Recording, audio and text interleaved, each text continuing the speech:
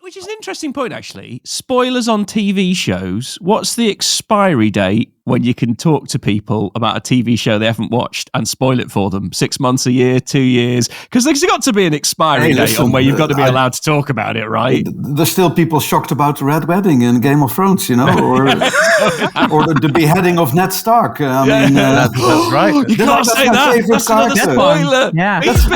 Oh, sorry about that.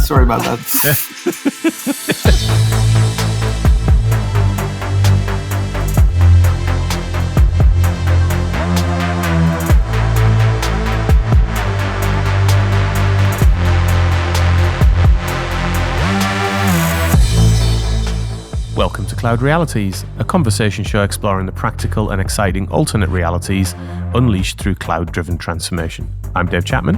I'm Sjoukje Rob. And I'm Rob Kernahan. And this week, it's TechnoVision time again. We're going to be talking about TechnoVision 2024, which is Capgemini's annual take on technology trends. It's going to be a two-part episode. In this first part, we're going to talk to the leader of TechnoVision, Ron Tolido, and Ron is going to take us through the core themes of this year's TechnoVision, as well as we're going to have a discussion about the trends themselves and how all the trends interact with each other. We're going to talk to Robert Engels and dive deeper into the conversation of the moment, which of course is AI, but actually how AI interconnects with the data of an organization and what needs to be done there. But before we get to that, Happy New Year to everybody listening. It is good to see you. We are back. Rob, Sjoukje, did you have a good Christmas? Yeah, it was all right. However, far too many family members descended on me. And then they were here for about 4 days. I'd like to say that house guests are a bit like fish. They go off very quickly. So there was an intensity I had to deal with in the middle. However, either side of it, very relaxing. Very relaxing, yeah. Your tone really communicated a lot there, Rob. Yeah, the enthusiasm about the festive period. Welcome back to the show, everybody. Rob's here. It's my New Year's resolution, be more grumpy. Compared to that, I had a very boring Christmas period. What is wrong with you two? Very restful. That was a really good thing. Yeah. So what did you get up to? What was your highlight? Highlight playing lots of games. Which one? I finished Call of Duty, the new one. Right. Alan Wake. Oh, yes, I want to play that one. Alan Wake looks cool. And I started God of War, but still in the middle of that. Rob, what was your highlight? My highlight, I think you're going to expose my average Christmas here, Dave. Pair of socks and a bottle of whiskey. That'll do. Socks and a bottle of whiskey. Very traditional, I would say. Very traditional dad Christmas, I think you'd say. Yeah. Well, my highlight was I went to see the Stranger Things play in London. Oh, okay. Doesn't that play on from the last series 4 or something? It is a bridge between 4 and 5, but also prequel to the whole thing. No spoilers, Dave. No spoilers. No, I wouldn't make that mistake, Rob. No, I'm a professional broadcaster. But it's really good. If you're in a city where that play pops up and you're into your Stranger Things, good from a story point of view. The bridging's interesting the way they do it, but also just the production of stage shows these days, man, absolutely unbelievable. There's a section at the end, I won't spoil. There is a section of the show that almost goes into slow motion. It is really, really impressive. Anyway, highly recommended. But let's get back to the main subject of today's show. I'm delighted to say that we have Ron Tolido with us. Ron, good to see you. How are you doing? I'm doing pretty well, and I'm glad you didn't ask me about my Christmas because it was equally boring, but very relaxing as well. I don't know what it is. When we do TechnoVision 2025, I think we all need to take a little New Year's resolution to up our game this Christmas. You're too rock and roll for us, Dave. You clearly are cut up on the excitement of your life. We couldn't handle it. I'd be like, no. I'm not sure about white knuckle Christmas, Dave Chapman. Anyway, Ron, great to see you. Just want to say a little bit about yourself. Just introduce yourself and tell us about TechnoVision 2024. Just set the scene. Yeah, I'm Ron Tolido. I'm a CTO for Capgemini's Insights and Data Global Practice. And next to that, I've already been engaged now for 17 years with a very interesting team creating our yearly edition of TechnoVision, which is our trend series that we publish in January every year. containing of 37 trends. But nowadays it has become a brand name for a whole series of publications, which includes sector playbooks, an executive guide, an application guide, and so on. So that is a little bit of a side job, if you like, but sometimes it feels as a main job as well, because it brings us on the table of many different organizations discussing technology trends. We talked about TechnoVision 2023. Incredibly, a year has gone past, a year that has seen, as we I think we talked about at the time, an unprecedented level of innovation in some ways, and maybe in some other ways, not so much. So I wonder what your reflections are on the year and where your head was at going into pulling together TechnoVision 2024. Well, you see, it was an unprecedented year, right? It's no secret that the whole generative AI thing sort of made a massive breakthrough at the boardroom level. And I particularly like that impact of this whole thing. It's not necessarily the generative AI itself, which, of course, afterwards we'll see it as a smaller part of a bigger evolution and a, let's say, a surge of different technologies coming together. But the thing is, it put technology, innovative technology, back on the boardroom agenda. And that is what I think is particularly what we've seen last year. And to put it on the agenda doesn't necessarily mean you're already executing on it. So I consider 24 very much a year of the truth. Will we actually operationalize a lot of the potential that everybody has seen? Almost too many people have seen too much potential. I think before we move on from the point you made there, I think that point about the boardroom is actually very, very good. And to me, it's similar to the pandemic in a way. So like, I think what we've seen in maybe the last 3 or 4 years is two major events happening, obviously completely unconnected. I assume they're unconnected. You never know in this world, but yeah, let's say that they are.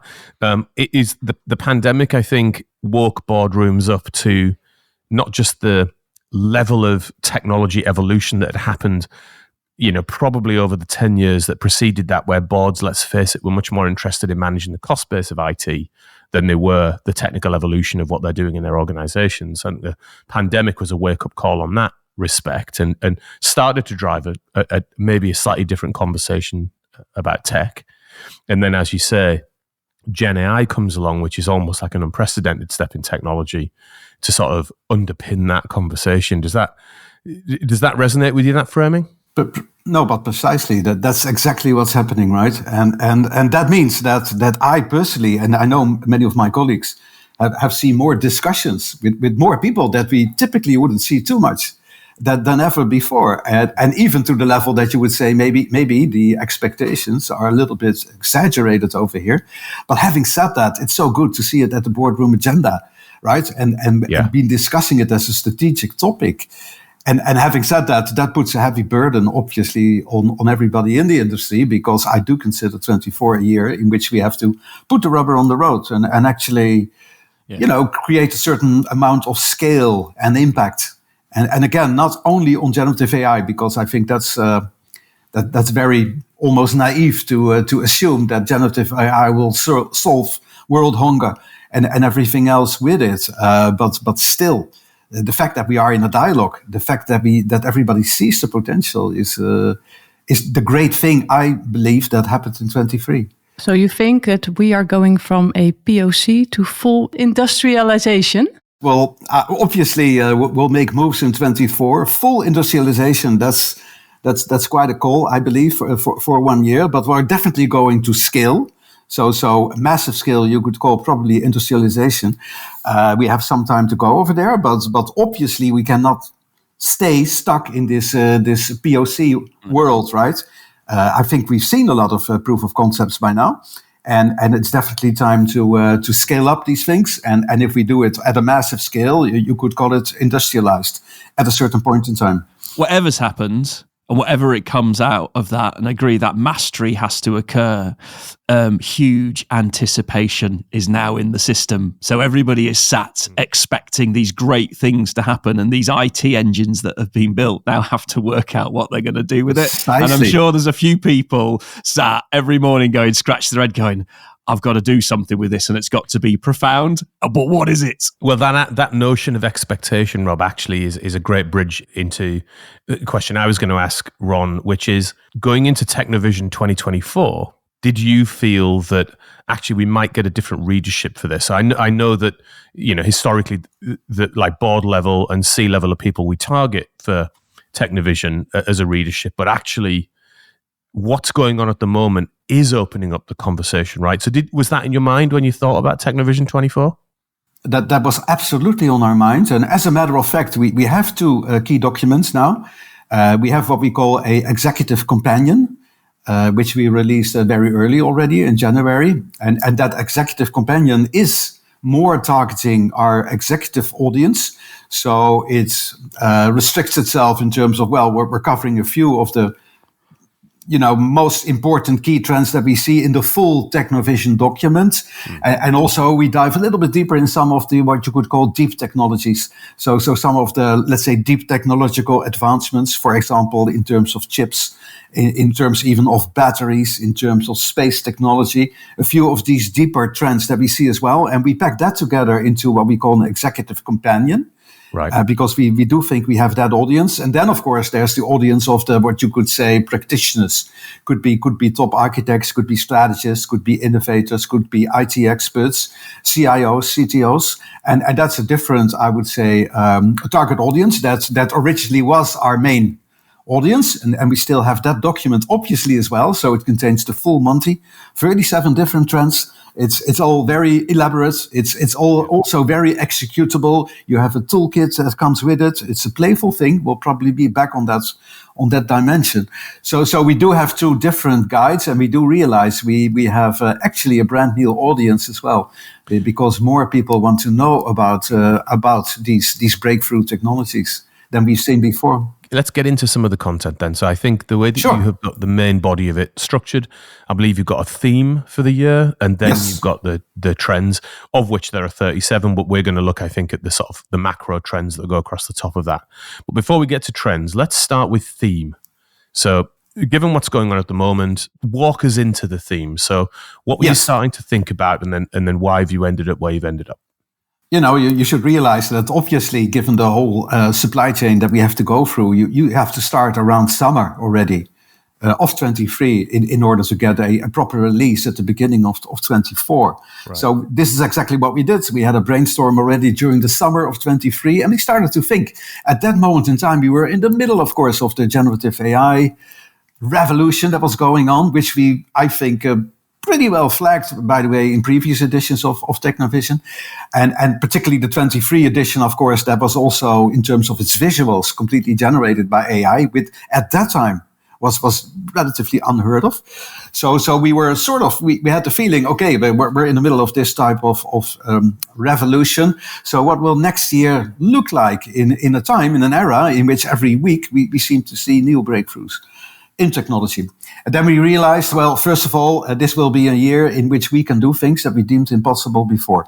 So the notion of augmentation is an important one, and I'm pretty sure we'll be back on the topic a few times during our little conversation. Yeah. But the fact that we augment ourselves with technology in order to do things that we deemed impossible before, and that's not only generative AI, but much more than that. I think we felt that will be a key concept in 24, but then we also realize that in the end, although this is very much technology enabled and technology driven, we should not forget that it revolves around us as human beings, and that we augment ourselves with it, and not replaced by technology in any specific way.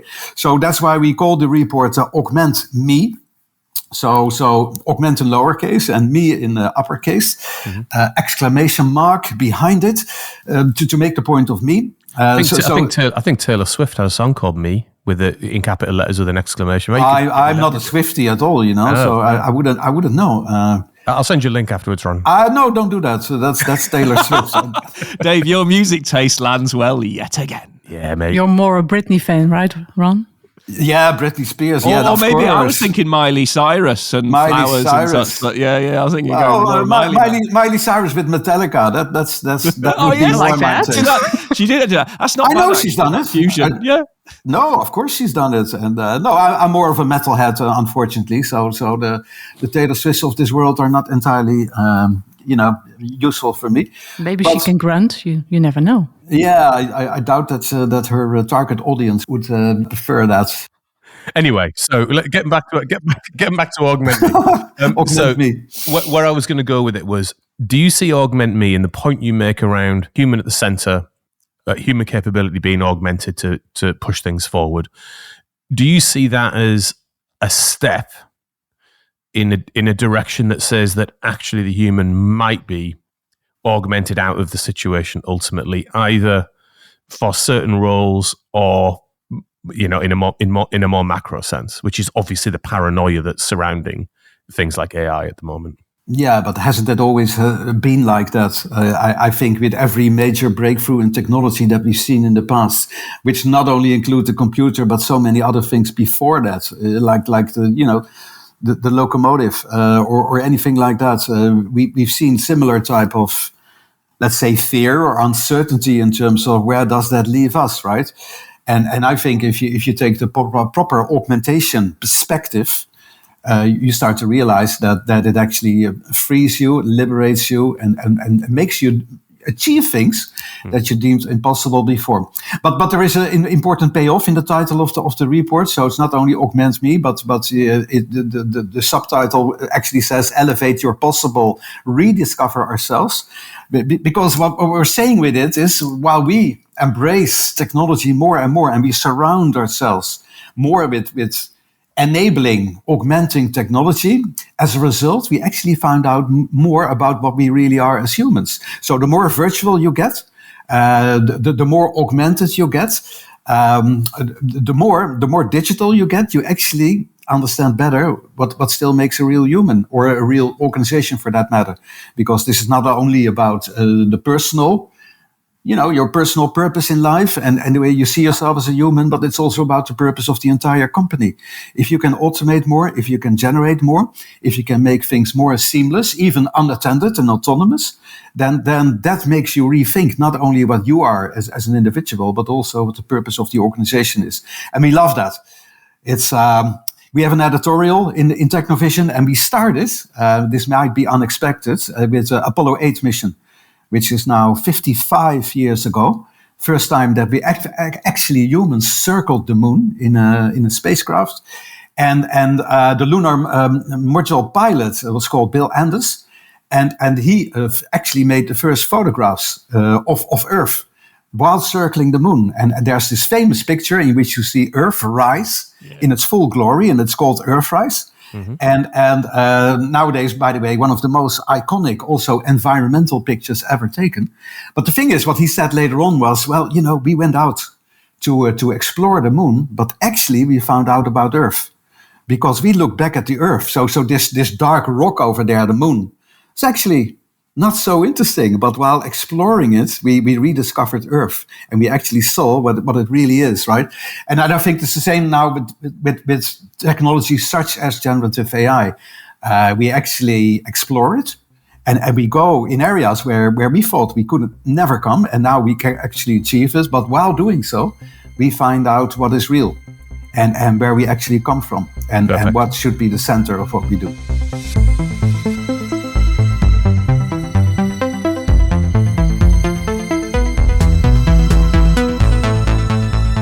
Ron, so you set the scene very well there. Augmented humans, human at the center, rediscovery of what it means to be human. Let's though now walk through the themes. So before we go into each one, just give us a quick summary of all of them and how you see it framing up, and then we'll do a quick walk through each one. So like every year, we have a series of new trends, and we have a series of trends that are still extremely relevant. The new ones are interesting to mention. The first one is all about the breakthroughs in computing technologies like quantum computing, but also neuromorphic computing, even synthetic biology.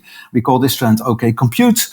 We see some trends in applications, particularly, of course, low code and no code going into AI-driven code, which we call when code goes no, which is with a K. But also we see a new generation of applications emerge that are driven by chat and dialogue rather than through the user interfaces that we know from applications. And we call that trend chat is the new super app. In the realm of data, we obviously see the breakthrough of AI. We call this trend My AI Generation. And there's more to it than generative AI, although the trend name suggests that it's mainly about generative AI. But we also see a lot of things happening around the edge, around data in edge computing, in devices, in the Internet of Things. We call that the thing with data. We see a lot happening in process automation, and I will love to discuss that. We have a new trend like microprocess magic, which dives into the notion of, splitting up processes in very small, easy to combine and to exchange components. But there's also the quest for the autonomous enterprise, which I think might be one of these very interesting end games that we're moving towards in terms of more technology. And then finally, in the realm of user experience, we think user experiences become so fluent, so seamless, so intuitive that you actually could talk about a no experience because it doesn't feel truly like an experience anymore. You're simply part of it. And then in the area of collaboration, we first of all realize that people need to be better able to identify themselves as individuals in a very complex network of interactions. So to have a distributed own identity, we call this trend My Identity, My Business, is a very important, I would say, requirement for thriving in a complex ecosystem which is networked. And then on top of that, bring in also the devices, the smart devices, and you get a new economy of things, as we like to call it. So these are some of the key trends that we see, and all of them really, if you think about it, have both signs of augmentation. So they help us to do things that were, seemed impossible before. But on the other hand, many of them also help to find out again about ourselves and what we are and what still is very human in all of these different technology developments. Let's start with infra and Yes. hardware and things like chipsets and quantum. So there has obviously been Moore's Law over the course of the last number of, what is it, the last 30, 40 years at this point. Still broadly holds true, I think, but actually there's a new generation of computers come in with quantum. We've covered quantum on the show. What do you guys think is going to happen over the course of 2024 that might be sort of a material step forward in this space? Well, I think there are two things here to consider. First of all, yes, there's quantum technology. And I think many people will agree that 24 would not necessarily be the year of breakthroughs in terms of applications of quantum technology. But what will be very important in 24 is the fact that we realize that in a few years, with the sheer power of quantum technology, our encryption standards will be useless and could be very easily broken. And that means that, for example, in the United States, you already see already an act coming up, which is called the Quantum Computing Cybersecurity Preparedness Act. And that is fascinating. If you want to do business in a digital way soon with the US, you'll have to comply to these standards. And that means for a lot of companies, although I don't think in 24 they will already be applying quantum computing at any significant scale to solve problems that they couldn't solve before. But that is, by the way, the augmentation promise, of course, of quantum computing.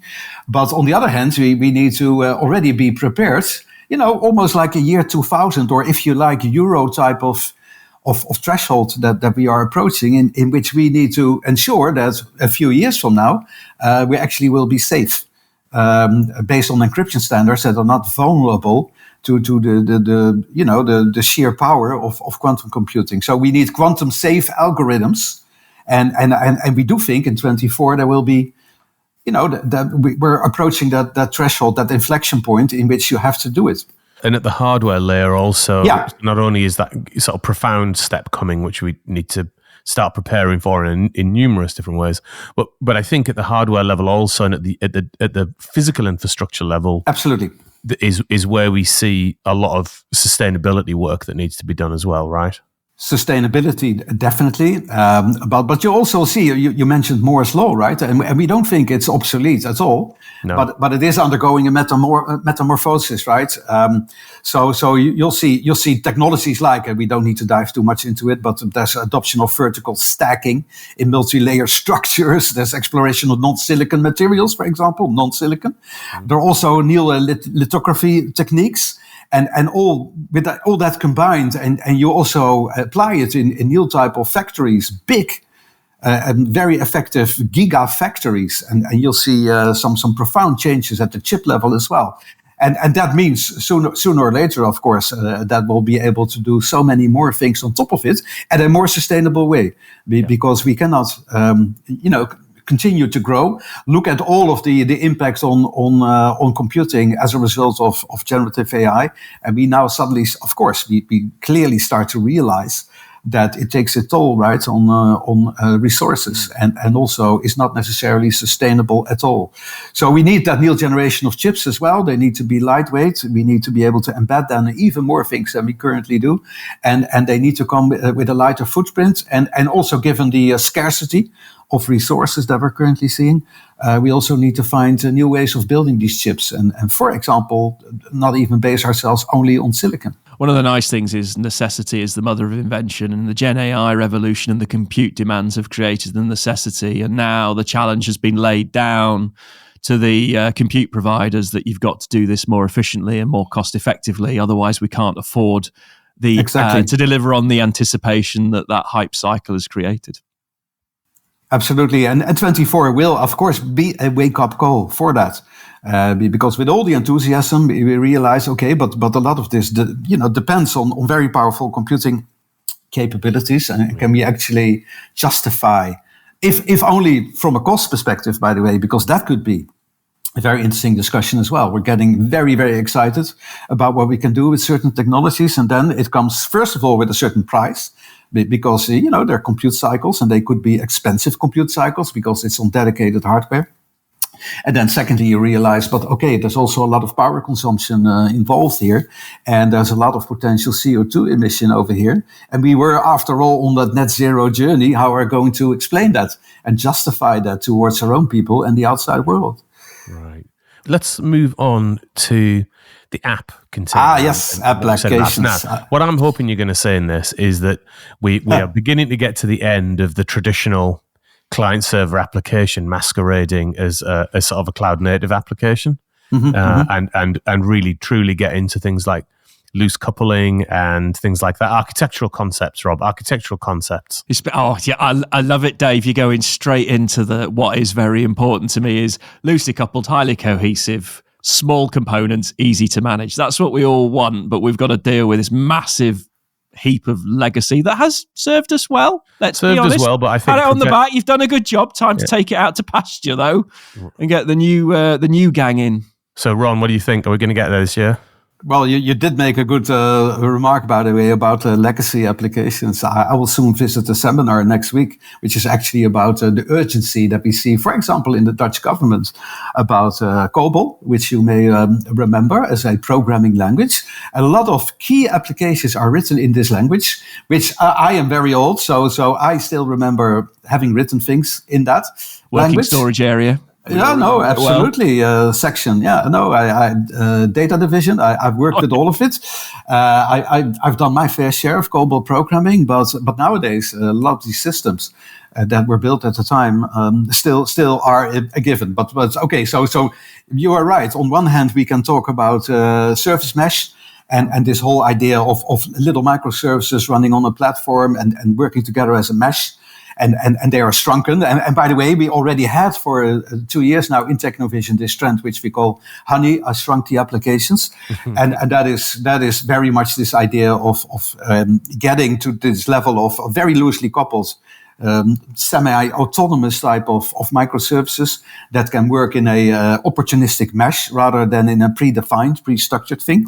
So I think that's still going on, frankly. I don't think 24 is the year of the breakthrough there, because I think, in a way, from an applications architecture perspective, we've already seen that going on for some time. It's not new, is it? I think it's things like investment cycles and and transformation heavy lifting Definitely. is the reality of that for most organizations. And it's still going on. And we know it's an ongoing battle between we need to sort of maintain our legacy and sort of rationalize it step by step, but it's difficult. And at the same time, we realize that the next generation of application services doesn't look like these legacy applications at all. Right. Well, one of the things I've spotted, though, is clients are coming to the realization that it's better just to rewrite from scratch than it is to try and transform in situ. And there's much more of that getting picked up where they continue the business processing over here.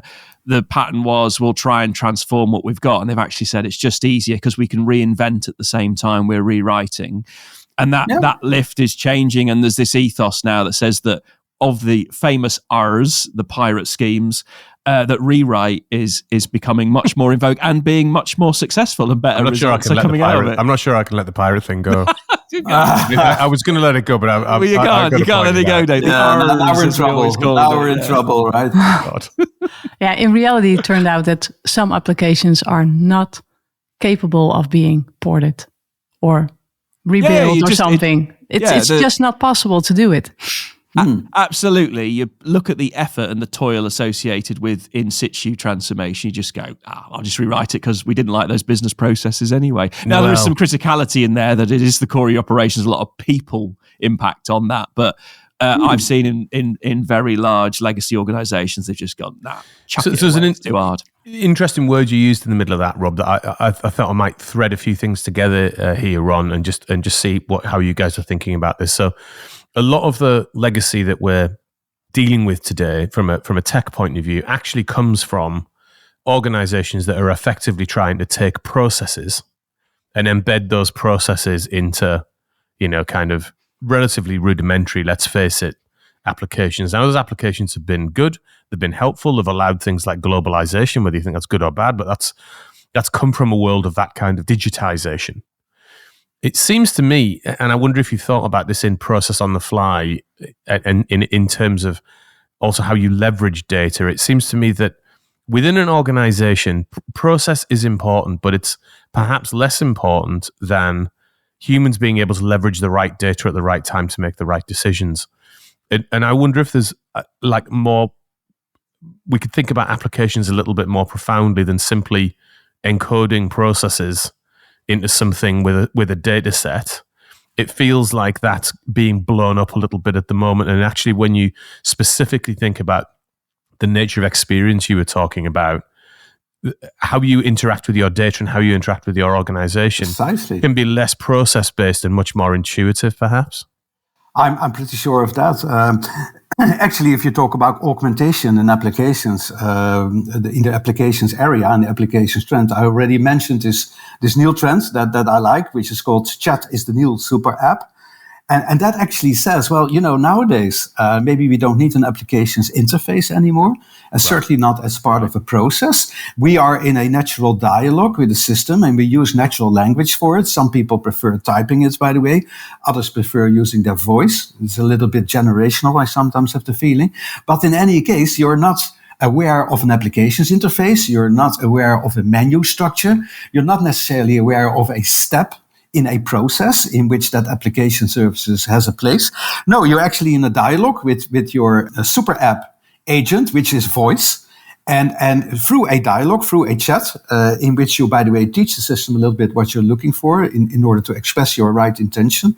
And then somewhere, under the hood, microservices or even legacy applications will be triggered and enabled. And there might even be some sort of a illusion of process flow going on underneath there as well. But I love that idea. And the fascinating thing is, if we look at Elon Musk, of course, who bought Twitter.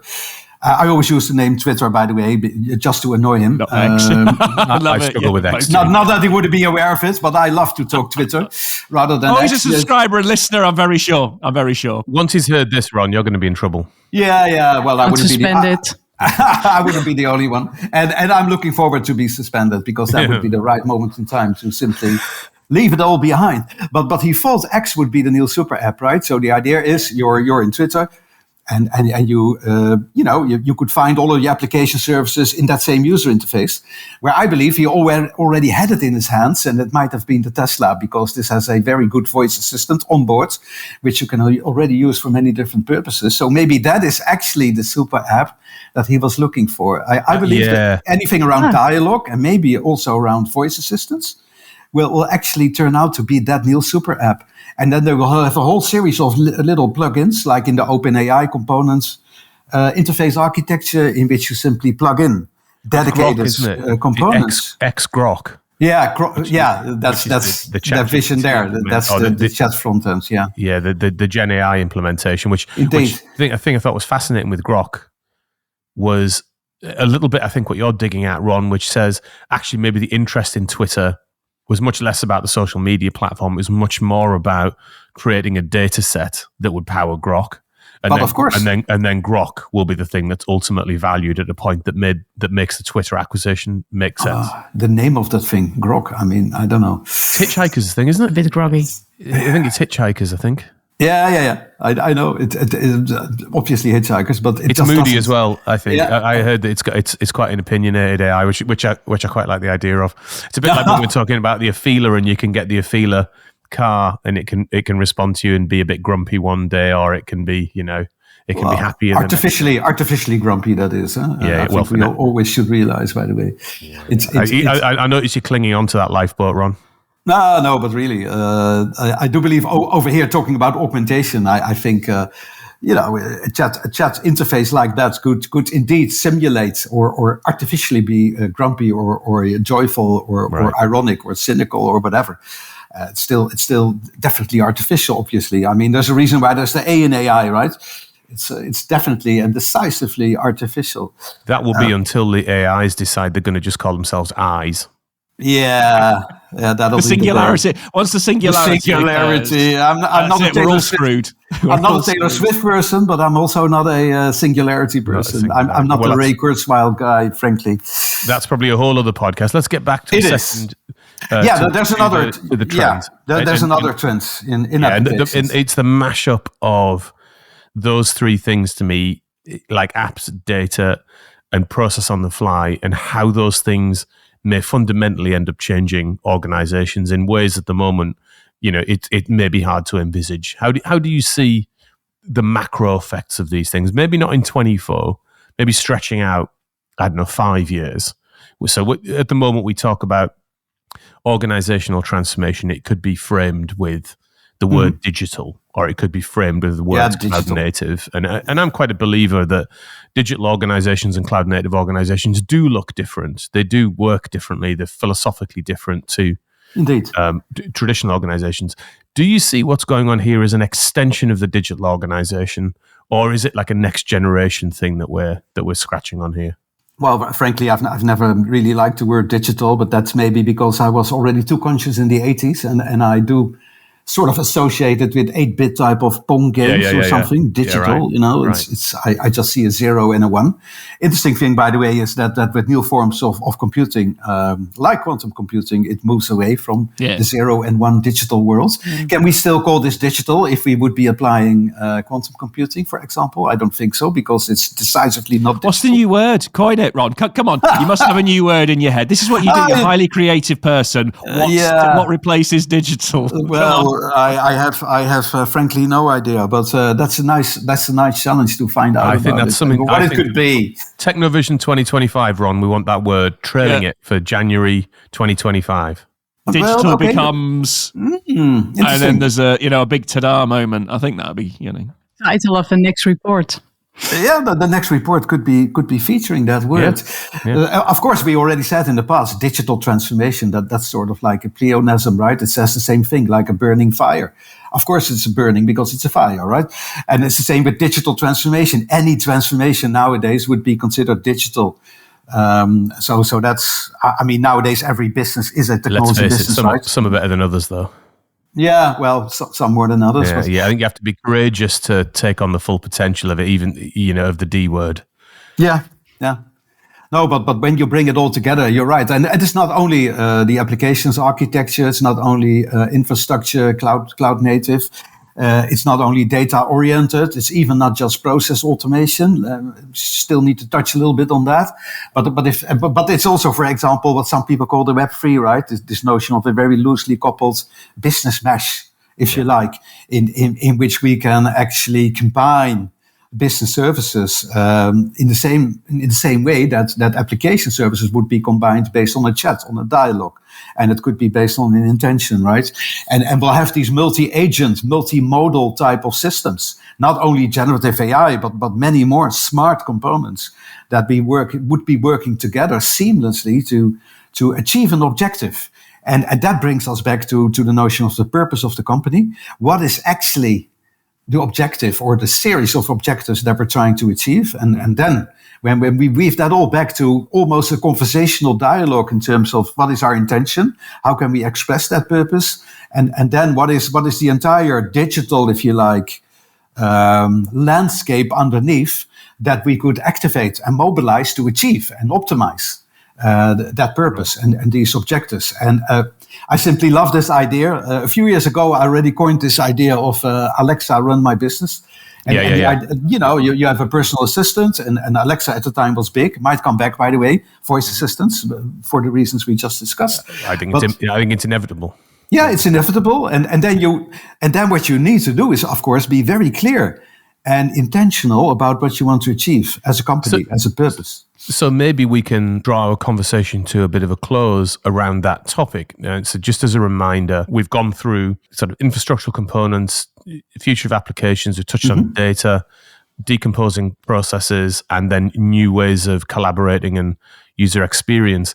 There's a lot in all of that. So applying it to real life then, and how you might actually get your head around this in the way that you've just described. How do you mobilize all of this stuff, all of this noise, in support of the purpose of my organization? Exactly. Well, first of all, I think TechnoVision is designed to cut through the noise. In order to successfully prompt whatever future you see for you, and then use TechnoVision as a resource, as a framework to actually find your way, in the middle of all the, if you like, mess or noise or whatever it is. So first of all, TechnoVision is a very playful framework to do it. By the way, what we haven't discussed so far is what we call the design principles. We have 7 principles that are not about the what are the actual technology trends, but it's more about the how. And one Neil in it is very much, I think, leading the way in terms of how to deal with this as humans. And we call that AI will be the judge of that. And what we're saying there is, there's a new level of judgment here between man and machine, right? We obviously see that more things can be done automatically and autonomously by very smart AI agents that do it on behalf of us. But where's the judgment there in terms of what you want to leave to a system, a augmenting system of services that sort of answers to us and understands our purpose and tries to work towards it, versus what's the role of us as humans in judging what we leave up to a system and what we leave up to us, because we fundamentally consider it our realm. So first of all, that's a very Neil balance act. I believe there's a Neil symbiosis, if you like, between man and machine that we need to achieve in the forthcoming years. Mm-hmm. And it's definitely a shift, because I do think we can leave things up to the systems around us, the technology around us. But having said that, we should not lose ourselves and find our place and our unique place also in applying that judgment to situations. So first of all, that's the design principles, and there are more. And mindset is often and culture. And perspectives on change are usually more important than the actual technology. So that's first. Well, secondly, TechnoVision is, as many people know, is a very playful framework. So we like to engage both people at the business side and the technology side, as far as you can still distinguish that. We like to bring them together, use the 37 trends in all sorts of creative ways. It's not only a PowerPoint deck or a PDF that you have to battle your way through, but we actually also apply card decks and cardboard boxes in all sorts of very, I think, mobilizing interactive workshops in which we simply create joint technology-driven stories that we can share, that we can live and breathe, that we can actually appreciate because we build it ourselves in a series of concepts that everybody can embrace, not only technology people, but also, let's say, business people. Again, if you can still really separate the two. So this is really a matter of realizing that it's not only part of the IT department or the data department or even the digital transformation department, if you still want to call it like that, but it's actually a matter of getting this into the veins of the entire organization, and you have to do it in a playful way, in an actionable way. And that's why I always say TechnoVision is not a right word. First of all, techno. It's much more than techno because we're interested in business impact and business change through technology. And secondly, it's not a vision. Well, it's also a vision. It's a nice piece of thought leadership, but much more than that, it's an actionable framework. And that framework, it's almost like a toolbox with a whole series, more than 2 dozens of different ways of engaging with these 37 trends and use them in all sorts of very interactive ways to weave together these stories. And it's all about storytelling and sharing stories, I believe, in order to be successful.